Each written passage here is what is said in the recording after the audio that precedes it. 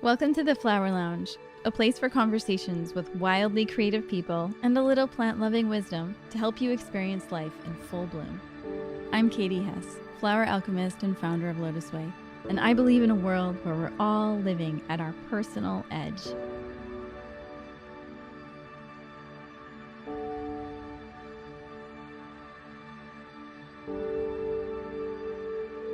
Welcome to this episode of the Flower Lounge. I am beyond excited to have this guest with us today. You are going to love him and his work. Nick Polizzi has spent his career directing and producing feature-length documentaries about holistic alternatives to conventional medicine. Most recently, Nick directed The Tapping Solution and co-edited Simply Raw for 30 Days. His current role as producer of The Sacred Science, a documentary about explorations in the Amazon to learn about traditional healing practices, stems from a calling to honor, preserve, and protect the ancient knowledge and rituals of the indigenous peoples of the world. You can find his work and his incredible documentary film at thesacredscience.com, and I highly recommend getting on his newsletter email list. He sends out the greatest emails with prayers and rituals and interviews with herbalists and chock full of really awesome information. And I'm going to say that he has a book coming out with the same title of his website and his film, The Sacred Science. And he sent me a secret advance copy, and I read it all in one day on my iPhone. That's how good it was. So I'm super stoked to have you here, Nick. Thanks for being with us. Thanks for having me, and thanks for reading the book. That was epic when you told me that you read it all in one day. That's so cool. It was so good. Like, I couldn't put it down. It was awesome. And that's rare that happens, right? Yeah, really rare. Like, that's like something that when you're writing the book, you're like, I think this is pretty good, but I mean, is anyone else going to want to read this thing? So when somebody tells you what totally you wrote, it's like, it's hard to believe, but amazing at the same time. So we usually start these calls with a little exercise. So if you want to just get comfortable, close your eyes and go back to a time in your childhood when you played around flowers or trees or plants, and see if you can identify a favorite. And just think about what you were doing at the time and who you were with. And if you could describe the personality of that favorite flower, plant, or tree in 3 words, what 3 words would you use to describe it? And then when you're ready, you can open your eyes and just share what you were thinking and what was your favorite and the 3 words you would use to describe it. We used to have a garden next to my house when I was growing up, and I didn't realize this then. It just seemed like it was normal, but my parents were total either recovering hippies or still hippies, because we found this when I was like 10, a little bit later on in my life, we found this huge stack of Mother Earth magazines in the attic. My sister and I did. Mm-hmm. I'm like, what the heck, you guys were really cool back then.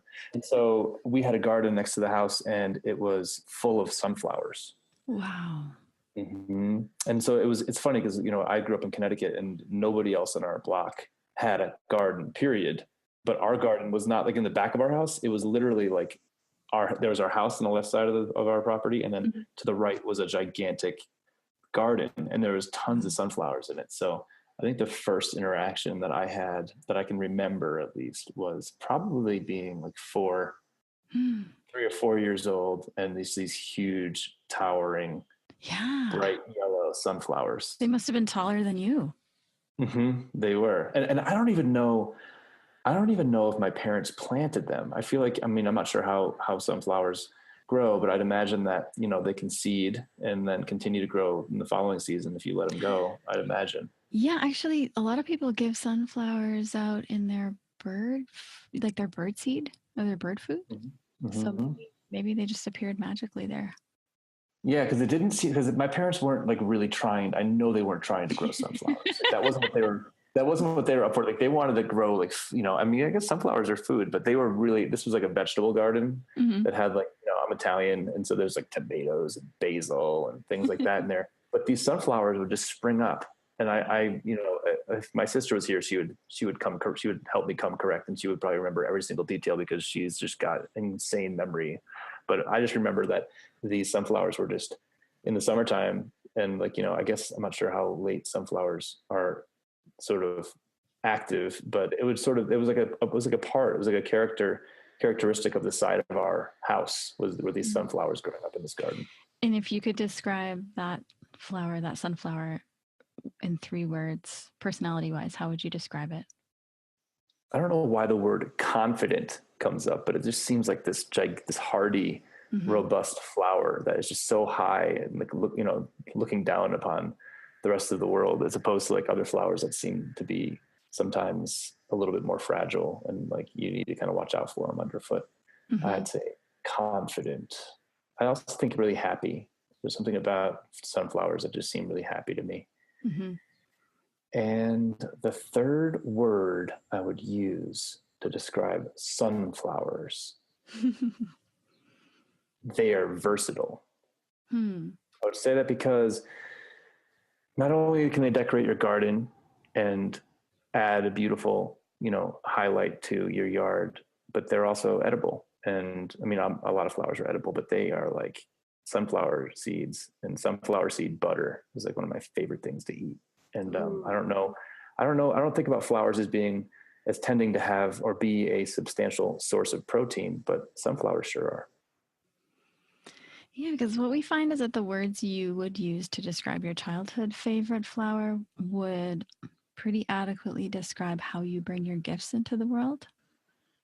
And so let's see, we've got confident, hardy, robust, looking down on the rest of the world. You're pretty tall. Happy, versatile. And there's something about like the artistic edible protein that's like beautiful yet practical, which really makes sense with your filmmaking. I knew this was a trap. I knew I was stepping right into your trap. A flower trap. Sounds terrible. Yes, yes, totally. That makes a lot of sense. For sure.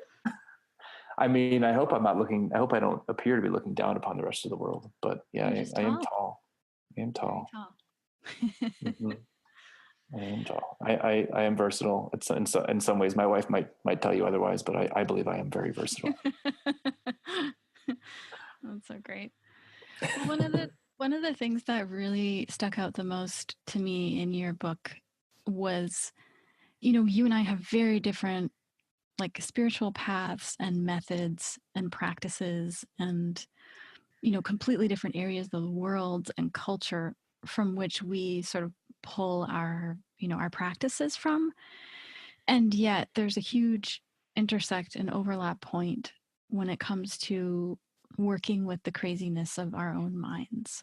And I thought that you were especially being like, a guy, you did such a guy, you did such an amazing job in your book of being human and vulnerable and showing, really essentially the craziness of the mind that each one of us have and how you work with that. I wondered if you wanted to talk about that a little bit. Well, I think when I first started on this path, I mean, it's hard to say when you first start on these paths. I mean, for me, the obvious point of entry was getting sick. And I think that's the way that it is for a lot of people who start working with plants, is that it comes at a time when you are out of answers and you're looking for something, especially growing up in the Western world where we're sort of, we're in school, you learn social studies and math and English and those things, but you really don't learn how to connect with nature. And so I think that for me, that idea started when I got sick when I was in my early 20s. I started getting really, really, really miserable, painful ocular migraine headaches. And it got to the point where a bunch of my aunts are nurses. So I had access to some of the best neurologists in Connecticut at the time. And they kind of at some point, after prescribing a bunch of different drugs for me, they just threw their hands up and said, we can't treat this. So I left the modern medicine regime and went into looking for anything that might help me get rid of this pain. It was like literally it was a paralyzing, crippling thing that was happening a couple of times a week. So that's how I started. But at that point in time, to go back to your question, I was a meathead.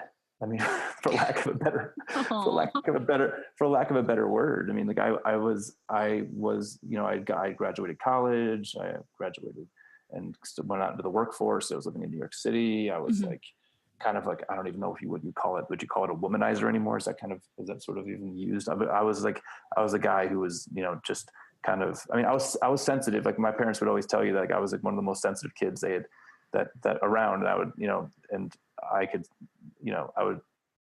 I don't know. They had to be careful about how they talked to me, because I would get really sad or really happy based on the energy they were throwing at me, where a lot of other kids, they could just, wouldn't really pick up on that kind of stuff, or, could get over it faster. But at some point I had kind of done myself down, whether that was in college or, through a bunch of other things going on in my later upbringing. But I was kind of a meathead. I had sort of forgotten about that part of myself. And I was sort of just this guy, typical dude who would like walk down the street in New York City and like check girls out and like, come up to you at the bar and blah, blah, blah, blah. And that was me, like, and then I started getting these terrible headaches. And it's funny. My wife, Michelle, she knew me back then. She thinks it's hilarious because she used to hate me. We went to college together. We went to college together. We were in graphic design school together. And she's like, you were such like this, like arrogant, blah, blah, blah, blah. Seriously. And I was like, yeah. And I had the biggest thing for her, and she wouldn't even give me the time of day. Cause she's like, I know you were, I knew guys like you, and I didn't like the way that you guys were. So, that's so funny.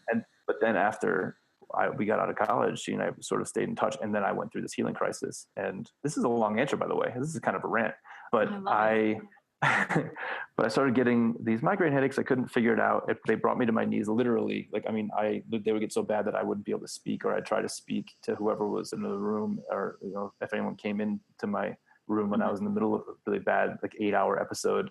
And ocular migraine headaches, just so you know, are not like normal headaches. And anyone listening who's had them is, I think I've had them. Isn't it where like your brain scrambles, nothing that comes out of your mouth makes sense. You can throw up. It's like pain is like your brain splitting open. Like, they usually start with something called an aura.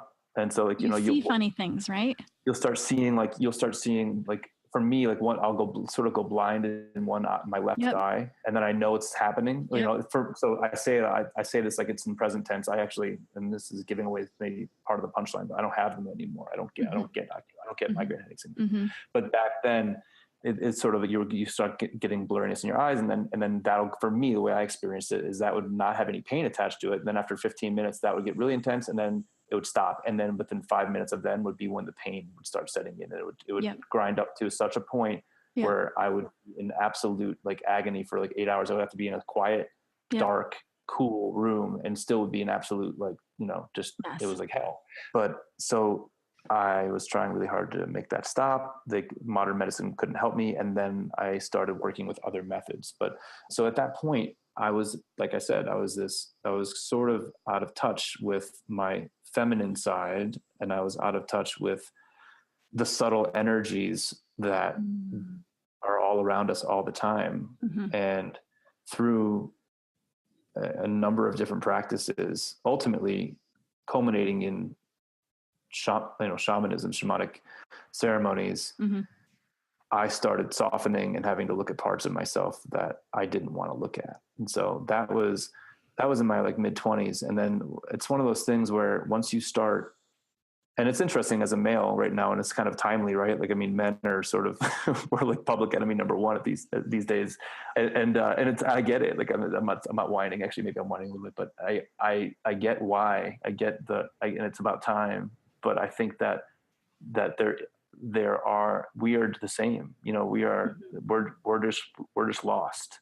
And so I think that once I was in my, in my mid-20s and late 20s and started working with ceremonies and started seeing these long lost parts of myself that I'd long forgotten about, that were just begging for me to look at them and demanding at certain points in time. And especially considering the ceremony, for me to acknowledge them, that's when I started learning how to be more vulnerable. And also the as painful as it was to sort of reintegrate that way, there was something that was so liberating about it that it's been part of my path ever since. It's just this idea of how much can you surrender, but at the same time, how can you surrender while staying strong and like, and remaining in your power, but with a sensitivity to the subtle energies that are around you at all times. we become numb to the subtle parts of life, I believe. So if we were capable of, like, let's say let's just imagine that our minds and our hearts and our bodies were capable of, vast amounts of transformation and accelerated personal growth. And, some cultures might call it full enlightenment, where we would be, free 100% of things like anger and fear and desire meaning wanting things, Mm-hmm. just to name a few.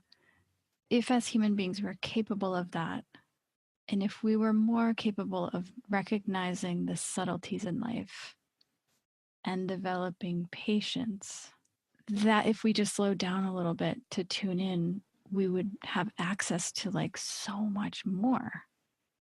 I wonder what that would be like. Well, I think that there is that way of being. Like, there's like this, and I call it the way of being because that's just how it's been taught and represents itself to me. But it's this way of walking through the world and walking slowly and giving yourself the spaciousness that you need to live fully in each moment.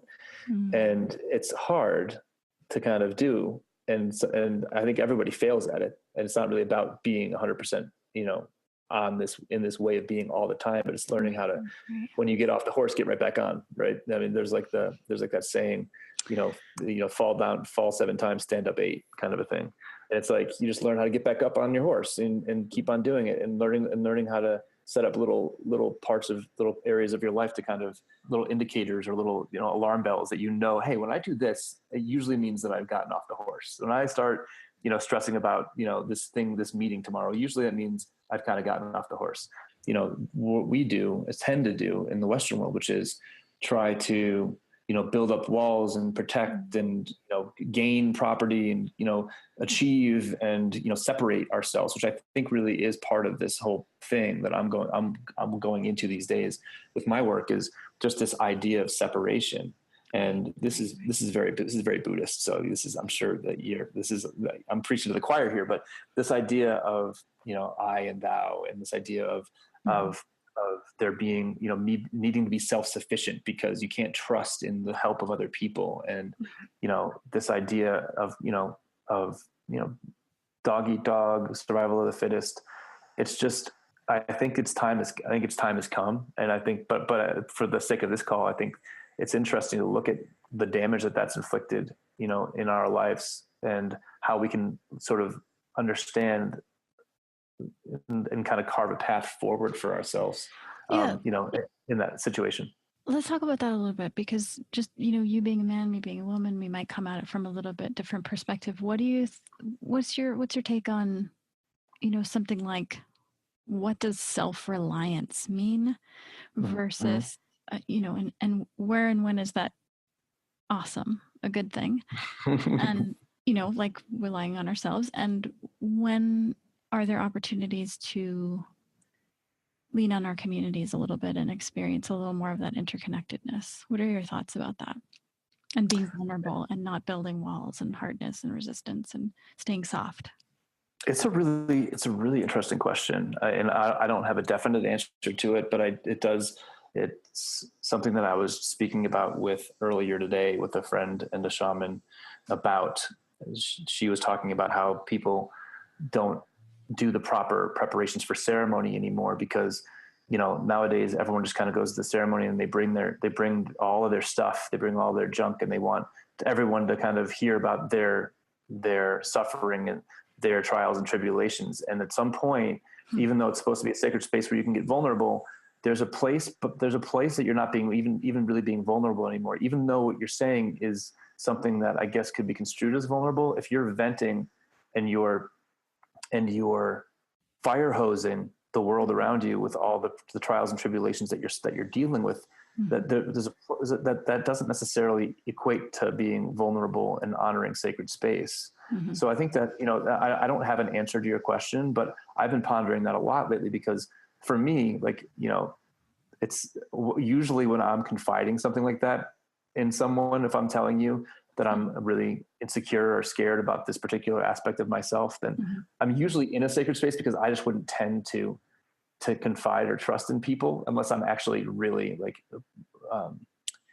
really being conscious and being vulnerable. I really have to, my nature is to kind of hold and not to open up about that kind of stuff. But I think that it's sort of like, isn't it sort of like a choose your own adventure kind of a game? I mean, at some point it isn't like there isn't this one rule. Like, hey, here's what it is to be self-sufficient. And here's what it is to be, vulnerable. And I think that for each person, it's kind of like this elasticity. And at the end of the day, like your reality, this world is your reality. So, it's almost like you have to feel into yourself and figure out whether you're in alignment with that.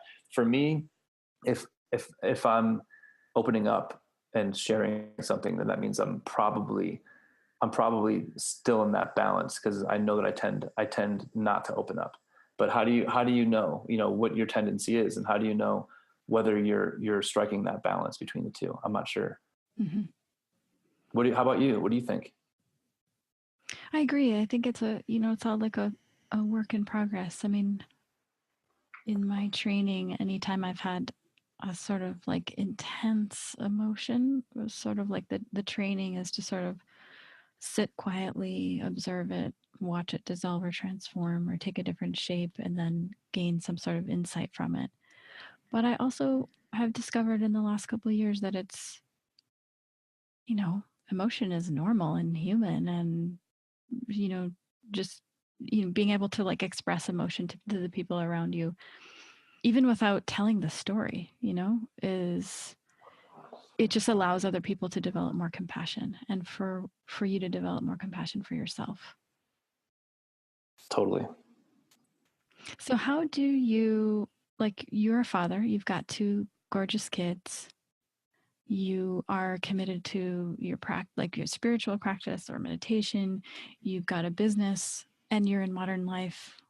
What kinds of things do you do to, stay committed to your practice and yet be in life and be a father and run a business and be very busy with your team?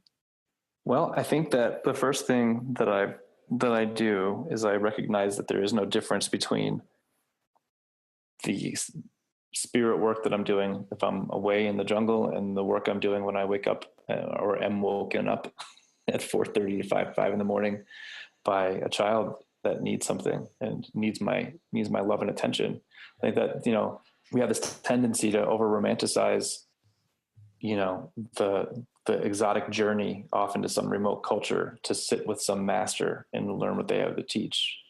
And I think that's a dangerous perspective for us to have, because a lot of the work, probably the hardest work, is to sit still, like you just said, sit where you are, whether that's actually literally sitting still on a cushion and, in some space in your house, or whether that's just sitting still in your life.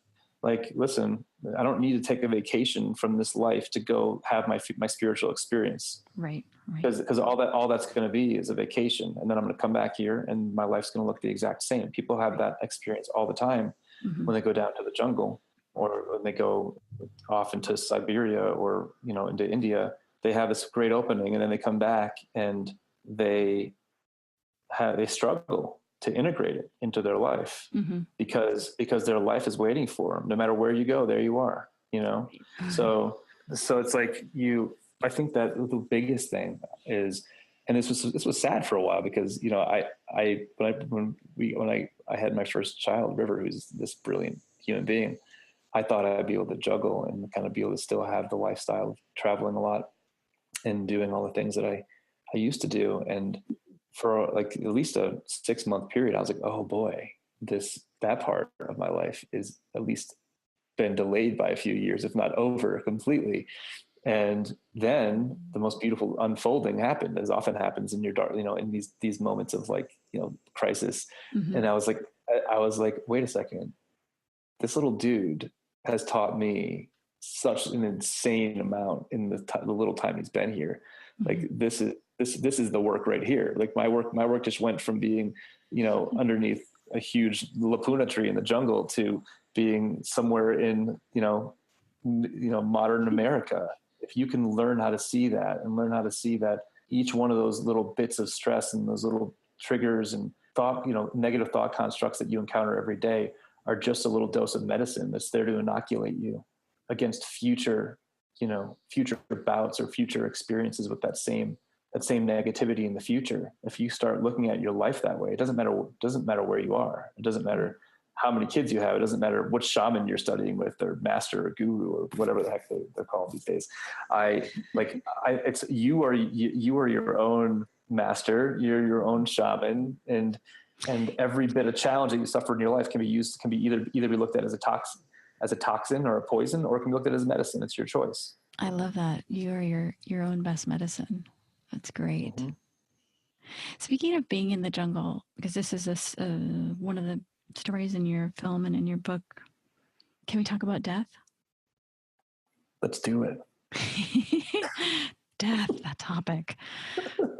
It's such an interesting thing, right? Because in our culture, we just don't want to talk about it in the West.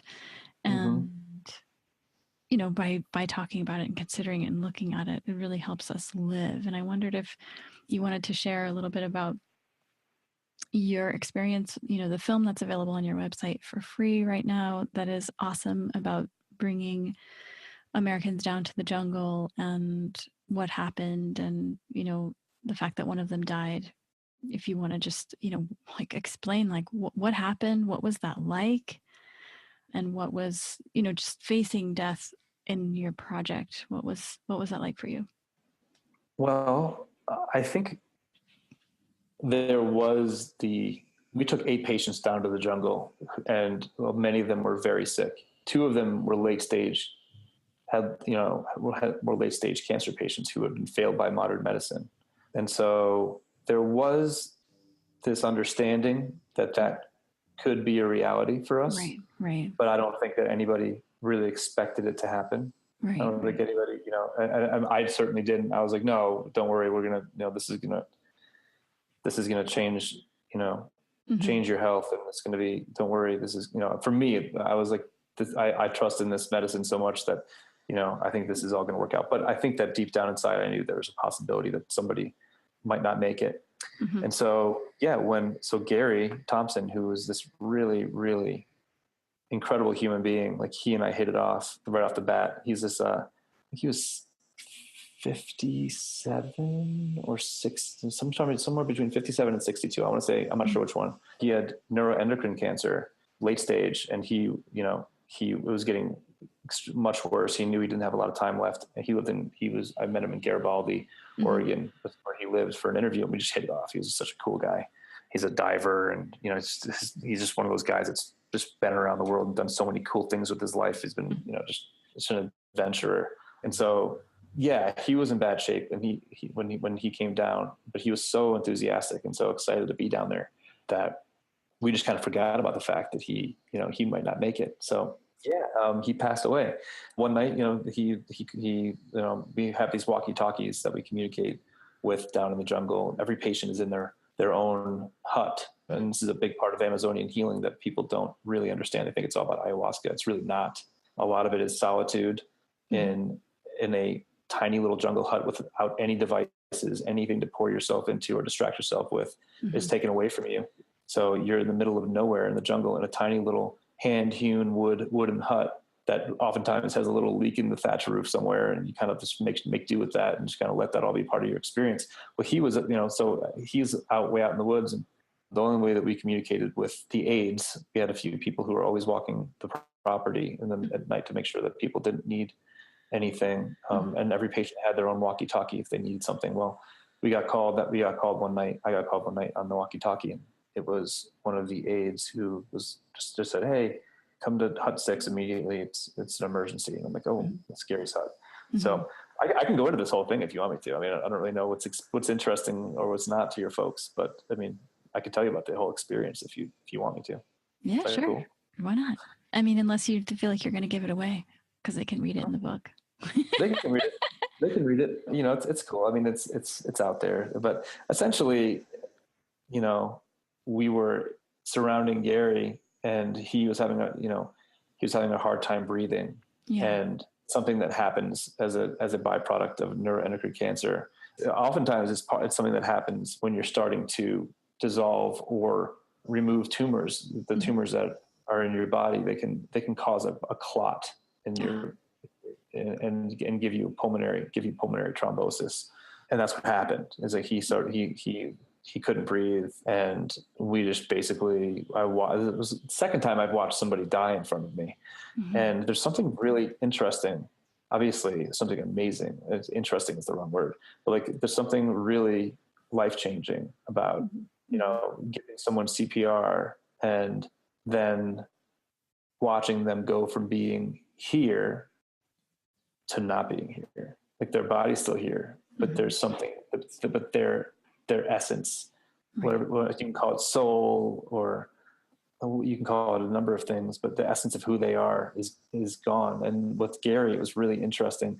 When he passed away, there was like 4 of us surrounding him, and it should have been like this energy of, absolute chaos and frenzy and sadness and, just shock. But when he transitioned, there was like me and 2 other shamans and 1 other person in his hut. And like, we just all witnessed this. I don't know. It was the most incredible thing to watch someone be in their body and be there. And then just something in the air, like, in front of us kind of like lifted, and then, he was gone. And it was just that simple. And we were all looking at each other like, did you all see that? Did you experience what I experienced? And everyone was just in absolute awe watching this transition happen in front of our eyes. Would you call it beautiful? I would call it beautiful. Yeah, it really was. And there wasn't like a sadness attached to it. And it's interesting. Like I felt really conflicted about that. I stayed with him that night in the hut. Everyone else went back to go to sleep, and we were like, well, we have to wait till the morning to transfer him, to the nearest town. And so I was with him all night, just sitting there in his hut as he was laying there. And it was just this incredible feeling where I knew there should be an emotion attached to this. I knew I should project some story or some thought construct, I guess, onto this and sort of act out the role of the person, who's in the situation that I was in. But I was like, this is the simple truth is what I'm experiencing right now isn't that, that's just not what I'm seeing. Right. And so, it's interesting because we did, his sister, I called his sister via satellite phone the next day. And I was like, this is the hardest call I've ever had to make, is call and tell his sister, that her brother died. And and she was like, I called her up and I was like crying a little bit. Or she was crying when she answered the phone. And I was like, obviously I started crying too. And I was like, she's like, is he dead? And I'm like, yeah. And she's like, and she kind of laughed in this kind of a interesting kind of a laugh, but sad, but almost like you just been nervous, didn't know what to do with her body kind of a way. And then I was like, I'm so sorry. And she's like, are you kidding me? She's like, you know what? It's time for you to know something. Gary didn't want you to know this, but before he left to come down to the jungle, the doctors told him that he only had a few days to live. And he didn't want you to know because he thought that if he told you that, you wouldn't let him come down. So he kind of covered it up, and we all said goodbye to him before he even came down. We knew he wasn't coming back. Wow. And I'm like, oh my gosh, Gary, because you and I become buddies. I was like, your last trick, the last joke, because he was a joker. The last joke was like, it was on us, but she's like, he wanted nothing more than to be down there with you. And you gave him his final wish. And he actually lived, this was like 2 weeks later that he died. So he actually lived longer than they thought he would. And he was just loving the jungle. So, I mean, it was interesting because I'm like, I could have spent the previous night being in this, like, making myself almost dutifully, self-flagellation, being like, oh, this is the worst. And oh my God, this is death. And oh my gosh, you failed and all that stuff. And I was like, that's just not what I see in front of me right now. What I see in front of me is beauty. What I see in front of me is this incredible transition. And, we regardless of what, the common belief would be around where a soul goes or what happens to us after we die, what I was seeing in front of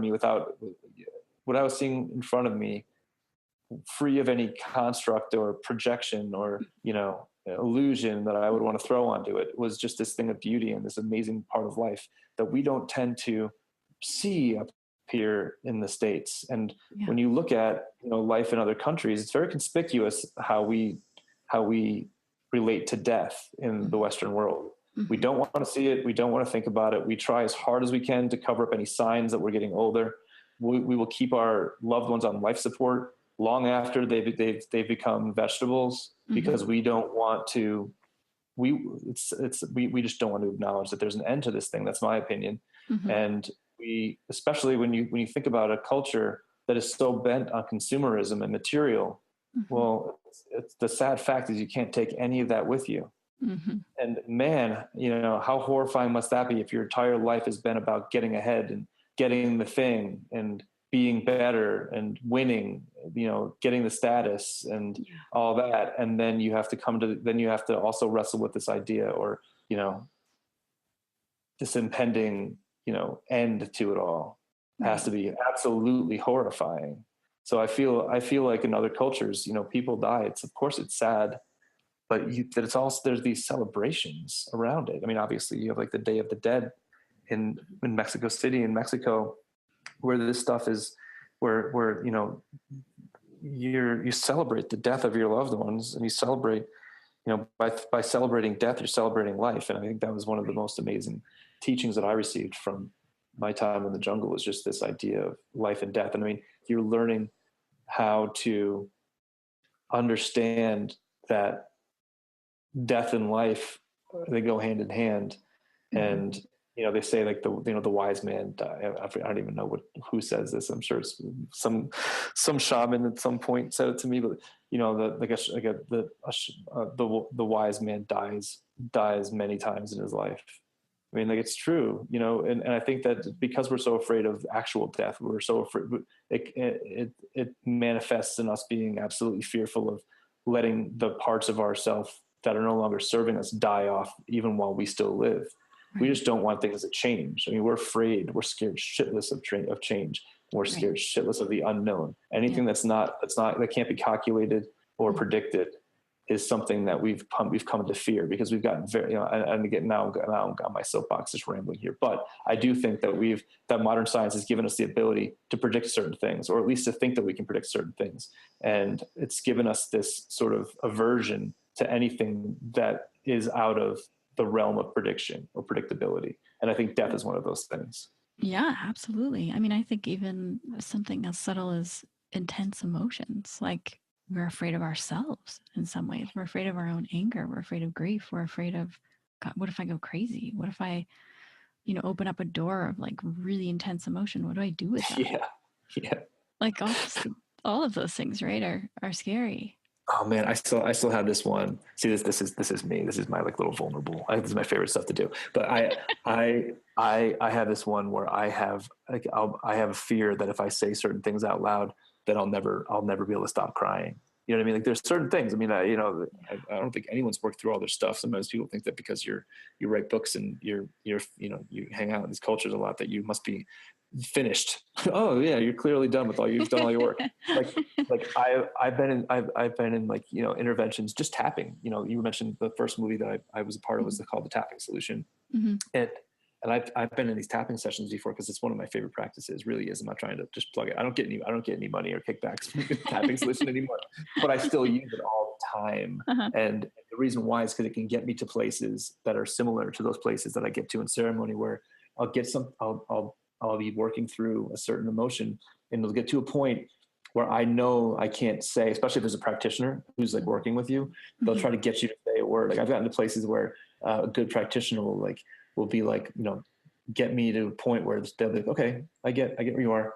Tell me this out loud. Just say this out loud for me. And I won't be able to say it. And it's like, and they're like, why can't you say that out loud? Why can't you say that thing about your dad out loud? Oftentimes it comes down to like, your family and things like that. And I'll be like, I just can't say it. I literally can't say it. and this one woman who's amazing. Her name is Carol Look. She's a great tapping practitioner.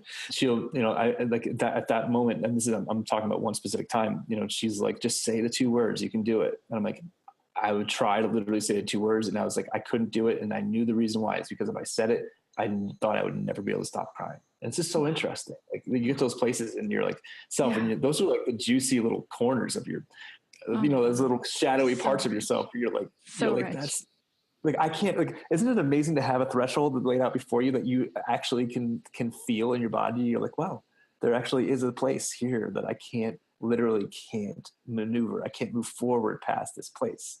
Can't say that out loud. Isn't that amazing? Yeah. Yeah. An edge of you that's so intense that I love it. You have to like stretch open your compassionate container even wider for it to fit in there. Yeah. That's like I don't know. That's the pain, but it's also like the nectar. Cause it's like, you get to like, I don't know. For me, it's really about plotting this inner contour map of like what's going on down there. Like I always look at this stuff as like me putting like my little spelunking helmet on and like my little, like, putting my little light on, and then like lowering myself into the well, hopping into the bucket and then lowering myself into the well, I love and like, that and the visual. weird thing, but that's what it is. I mean, for me, and it's like, and the cool thing is sometimes it isn't even about having to work through the thing that you find down there. Sometimes just that little light that you have on, like that light of your own consciousness, if you shine it on that thing, it starts working on itself. I mean, I've noticed that a lot. Like sometimes you just shine it on there and you see it, you acknowledge it. You're like, oh, wow. Okay. Sometimes it's like, it dissolves just on its own because it's been acknowledged and that's all it needed. Because it's been seen, right? Yeah. Well, I love your visual because it's like the spelunking visual, because it's like it brings in curiosity, adventure, the fact that like there might actually be a treasure at the other end or somewhere in there. Even though you're going through the dark, right? the demons, the shadows, those are the treasure, honestly, for me, because I think the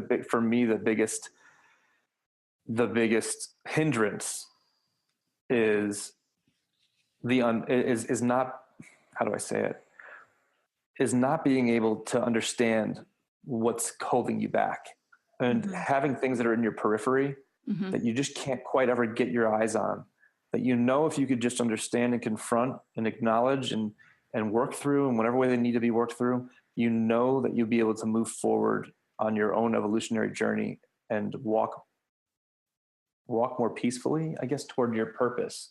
And so those are the things that really get to me, is when there's something there that I just can't quite get at. It's like that sliver that you just can't quite get out. Well, I mean, if I can at least, if I don't mind, the pain of like working through the thing, it's really more the inability to see the thing that's holding you back. So for me, putting the spelunking cap on and lowering myself into the well, it's like when I actually have the ability and the time to do that, it's like a juicy thing. And it's painful, but I mean, it's at the same time, it's kind of where the action is. In the blind spots. So, okay. Yeah. So we're coming to an end because we've been talking so long. I probably talked to you for like 3 days straight about this. What would you say, especially for men, for the male listeners? Like, I think it's easier, it may be easier, maybe not, maybe I'm wrong, but it may be easier for women to sort of, get in touch more with their emotionality or their inner landscape. What advice would you give to men about, the benefits of getting right into your pain, going into it, moving into it, being vulnerable, looking at stuff versus hardening? Well, and how to do that, just if you're like you. If you're a man listening to this podcast, then I think you're probably already on the right path. I'd imagine. I'm just saying, but I think that there is a lot of like I mentioned before, there's an aversion to surrendering to the scar tissue, the scarring and looking at the scar tissue that we as men have. not like we've, I'm not trying to say we have it as bad as, as women do, or, I'm not trying to like, humans. We're all human. Yeah, but this is touchy. Like, this is like shaky ground. Like, talking about this stuff these days. But It's not what I am saying, I'm suffering more. Saying, that's exactly. But I feel like I'm so joking. I feel like it's. I don't know. You're joking. I don't know if you're joking.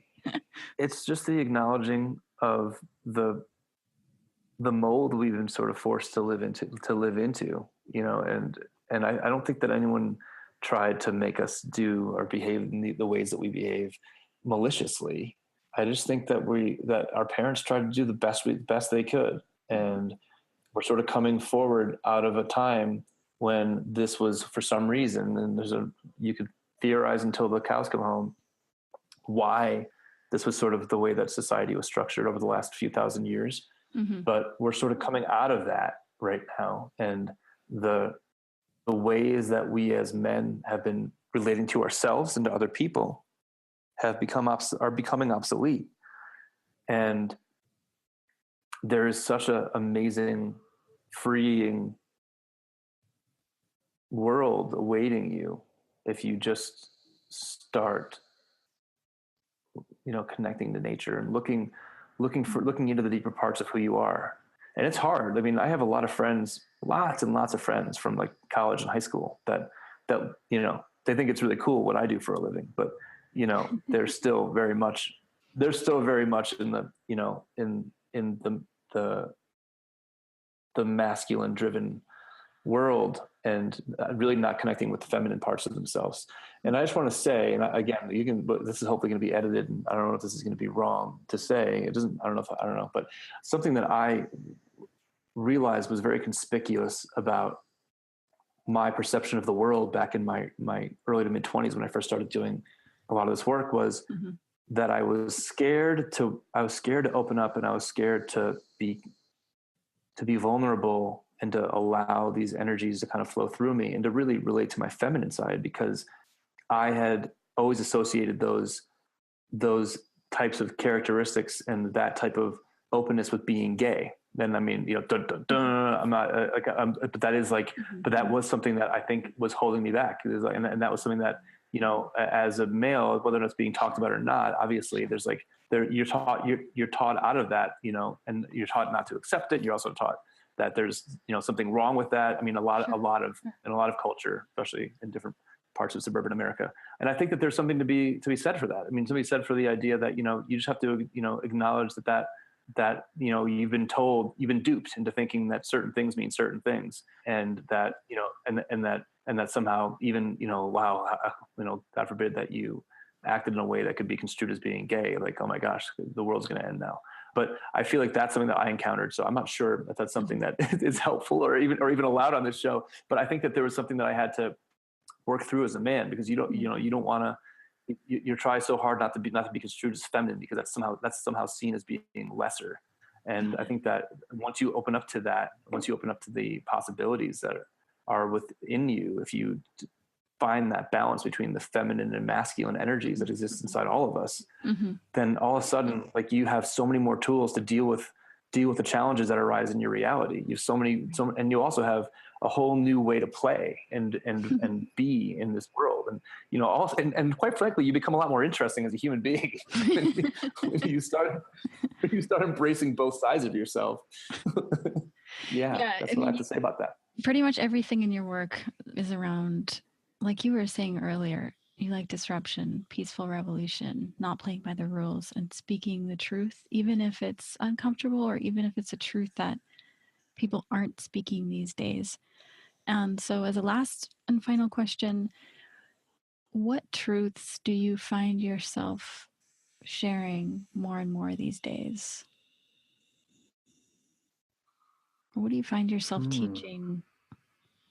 What wisdom are you teaching most often? And maybe it's what we've been talking about, but is there anything else that comes to mind? There's a bunch of them. There's a bunch of them. I'll go with this one, and we'll see where it takes us. So, no pressure. No, I have been working with this new understanding lately, and it comes from. I mean, it can be found in Buddhism, it can be found in Taoism, it can be found in shamanism, but it's just this idea of walking through this life as if you're already dead, and with the appreciation that you would have for everything that you're encountering, that you could only have if you were someone who was looking back on your life and knew that it didn't matter. You know, that the most important thing was to enjoy and to be in full integrity in every moment. So I have this it sounds kind of morbid to say, but it's this way of like wandering through the world. And, you know, there's a stigma around death. So, I mean, when I say like, when I wander around the world as a man who's already died or as a dead man, I keep on thinking about it. Whenever I'm in a situation where I feel like I'm out of whack, I keep on saying this thing to myself, which probably is a little bit disturbing if I said it out loud, but I just say dead man. And I say it, and it gets me right back into like balance. And I'm like, oh yeah, dead man. Like if I can walk through this world as someone who's already gone, or somebody who's no longer in it, or from the perspective of someone who no longer has the aches and pains and gets caught up in all the hubbub of trying to get things done and join the rat race and be somebody and like accomplish things. Mm-hmm. When I can sort of walk through the world with that perspective, I show up a lot different. And to me, you know, it ties into the conversation we were just having about death. You know, there's so much wisdom, and there's so much to be drawn from on the other side. And if, you know, it's been very helpful to me. I think that it's something that also I think would be specifically helpful to men, because it helps us, I think, in our relationships, not be so hyper reactive and not be petty and not be fickle.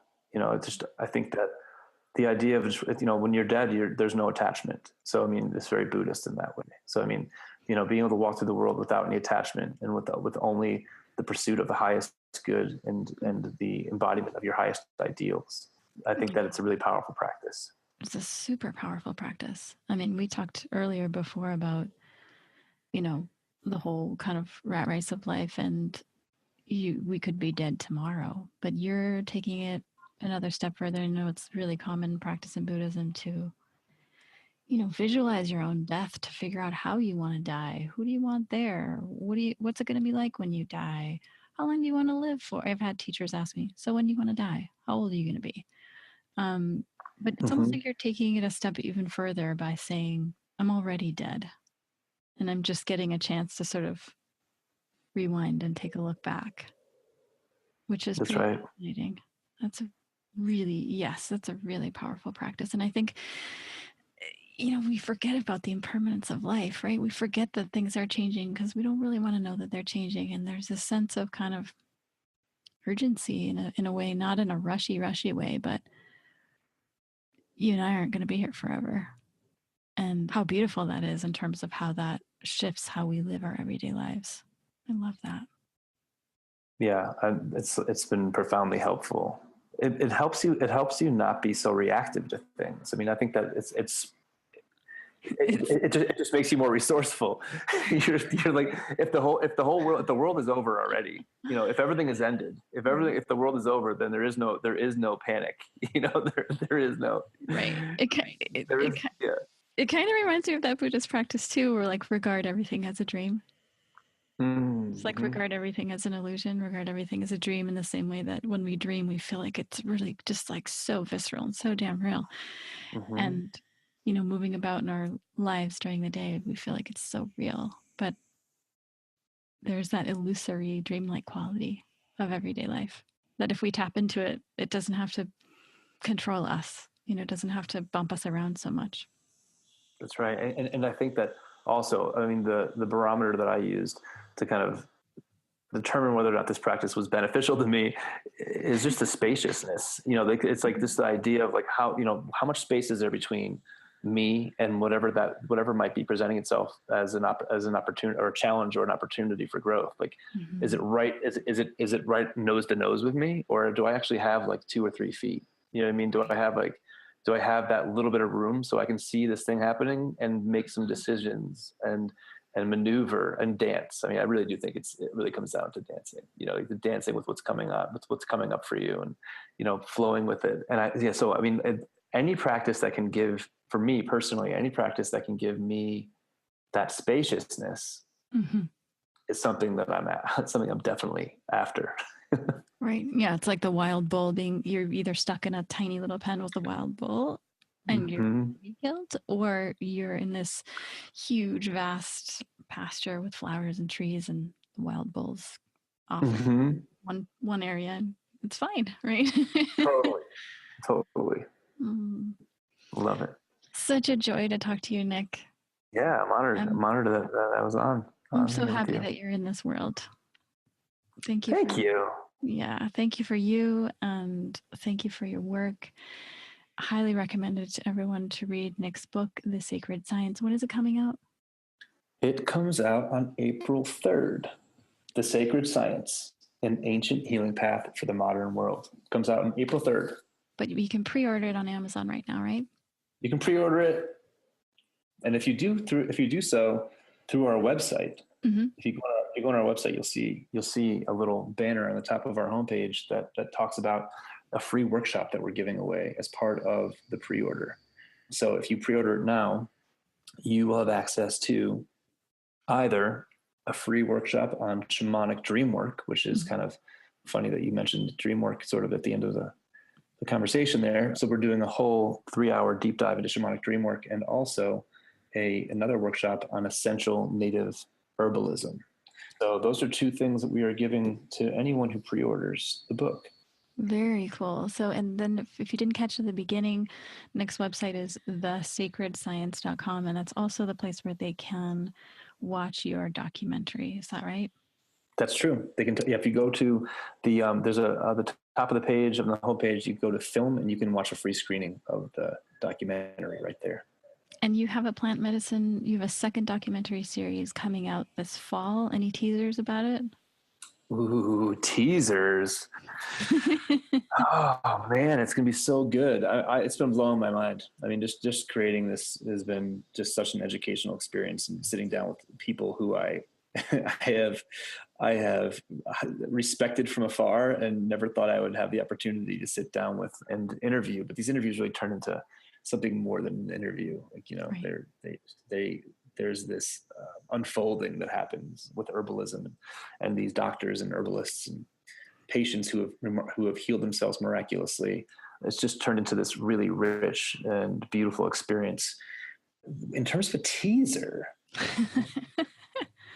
I mean, we're going to be going into everything from plant intelligence and the coevolution of humans and plants, all the way through to, you know, what are the most powerful herbs right now that we know of for particular ailments, including the big ones, you know, cancer, heart disease, Parkinson's, MS. You know, we're going to be going into a lot of different pockets of human behavior and the challenges that we face, and how we can work with herbs to not only heal our ailments, but also connect deeper to ourselves and to the world around us, which I think is kind of what we've been getting at in this conversation.